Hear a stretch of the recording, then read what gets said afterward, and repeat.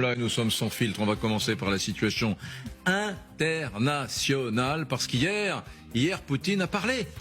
Magali. Longuement, effectivement, il a pris la parole, il a répondu à des questions et il a parlé, figurez-vous, du pétrolier qui a été raisonné au large de Saint-Nazaire. Il a aussi parlé de cette affaire de drone qui ne cesse de survoler l'espace aérien européen. Alors ça, c'est absolument fascinant.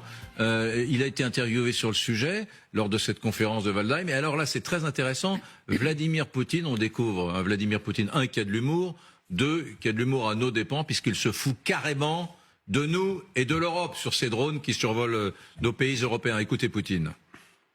Président Vladimirovitch, pourquoi envoyez-vous autant de drones au Danemark? Ils sont fébriles. Arrêtez ça, s'il vous plaît. D'accord, je ne leur ferai plus. Je n'enverrai plus de drones. Ni en France, ni au Danemark, comme à Copenhague.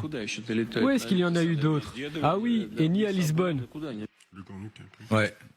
À Munich, c'est vrai, un drone vole et l'aéroport s'écroule comme un château de cartes. Alors depuis Moscou, eh bien Poutine rit. Au Danemark, l'espace aérien est fermé dans la panique. En Grande-Bretagne, aujourd'hui en Allemagne, aujourd'hui en Belgique, même scène de désordre. Le simple vrombissement d'un jouet de 500 € bloque les infrastructures de plusieurs milliards. Voilà notre modernité européenne, un colosse d'acier qui tremble devant un moustique. À Moscou, Poutine rit, donc. Il n'a pas besoin de frapper, Poutine. Il joue, il tire les ficelles, il effleure nos nerfs et nous dansons, pris dans la farandole de nos propres frayeurs. Ces drones, Poutine ne détruisent rien, véritablement, mais ils dévoilent tout. Ils dévoilent notre vulnérabilité, notre incapacité à tenir debout sans vaciller. Un continent, l'Europe, de 450 millions d'habitants, tétanisée devant un pays de 145 millions d'habitants, elle est là. Pourquoi les États-Unis marchent derrière